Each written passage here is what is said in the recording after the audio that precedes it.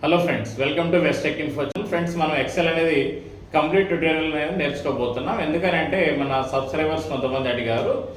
Next ఈ XL అనేది basics level ఏంటంటే స్టార్టింగ్ ఎలా ఓపెన్ చేయాలి, తర్వాత వచ్చి ఎక్సెల్లోకి ఎంటర్ అయిన తర్వాత వర్క్ బుక్ అంటే ఏంటి, వర్క్ షీట్స్ అంటే ఏంటి, నెక్స్ట్ ఆఫీస్ బటన్లో ఏమేమి ఉంటాయి, లేదంటే ఇప్పుడు రీసెంట్ వచ్చిన వర్షన్లలో ఫైల్ మెనూ అంటున్నాం, ఆ ఫైల్ మెనూలో ఏమేమి ఐటమ్స్ ఉంటాయి, ఇవే కాకుండా క్విక్ యాక్సెస్ టూల్ బార్ అంటే ఏంటి, రిబ్బన్ అంటే ఏంటి, రిబ్బన్ మీన్స్ మెనూ బార్ అంటే ఏంటి, ఆ మెనూస్లో ఏమేమి ఉంటాయి, హోమ్ మెనూ అంటున్నాం, ఇన్సర్ట్ అంటున్నాం, పేజ్ లేఅవుట్ అంటున్నాం, డేటా అంటున్నాం.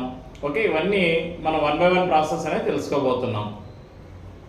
వీటితో పాటు ఒక్కొక్క ప్రాక్టికల్, అంటే ఫర్ ఎగ్జాంపుల్ ఒక స్కూల్ అనేది తీసుకున్నాం అనుకోండి, ఆ స్కూల్లో ఎంప్లాయ్ యొక్క శాలరీ రిపోర్ట్ అనేది ఎలా ప్రిపేర్ చేయాలి, నెక్స్ట్ స్టూడెంట్స్ యొక్క మార్క్స్ మెమో అనేది ఎలా ప్రిపేర్ చేసుకోవాలి, ఈ 2 ప్రాసెస్ అనేది తెలుసుకుంటున్నాం.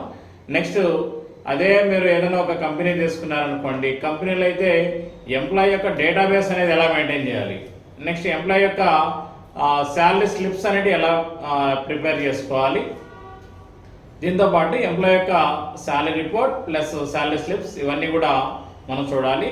నెక్స్ట్ ఇంకోటి వచ్చి వ్యాట్ అండ్ డిస్కౌంట్స్ అనేవి ఉన్నాయి, ఇవి ఎలా క్యాలిక్యులేట్ చేసుకోవాలి. ఎందుకంటే మనం ఏదైనా ఒక ప్రోడక్ట్ అనేది కొంటుంటాం, బై 2 get 1 ఫ్రీ అని చెప్పి కొన్ని ఆఫర్స్ అనేవి పెడుతుంటారు.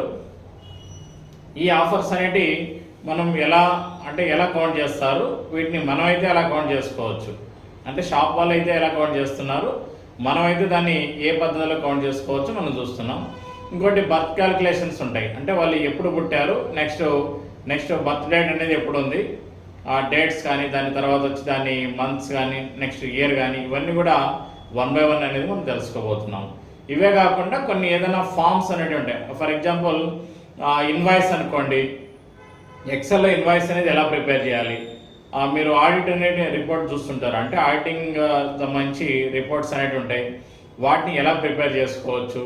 వీటితో పాటు నెక్స్ట్ ఏదైనా ఓచర్స్ కానీ, ఇలా కొన్ని మనం ఫామ్స్ అనేవి 1 by 1 ప్రాక్టికల్స్ అనేవి చూస్తూ వెళ్ళారనుకోండి, మీకు కూడా ఈజీగా నేర్చుకోవచ్చు. మీద ఆధారపడకుండా ఎక్సెల్ అనేది ఎలా నేర్చుకోవాలి అంటే ఇవన్నీ చూశారనుకోండి, మీకే ఒక అవగాహన వచ్చేస్తుంది. దీంతోపాటు మీరు ఎక్కడ బయటకు వెళ్ళి వేరే ఇన్స్టిట్యూట్లలో నేర్చుకోవాల్సిన అవసరం లేకుండా కంప్లీట్ ప్రాసెస్ అనేది తెలుసుకోవచ్చు అనమాట. ఓకే ఫ్రెండ్స్, ఇప్పుడు మనం ఎక్సెల్లోకి ఎంటర్ అవుదాం.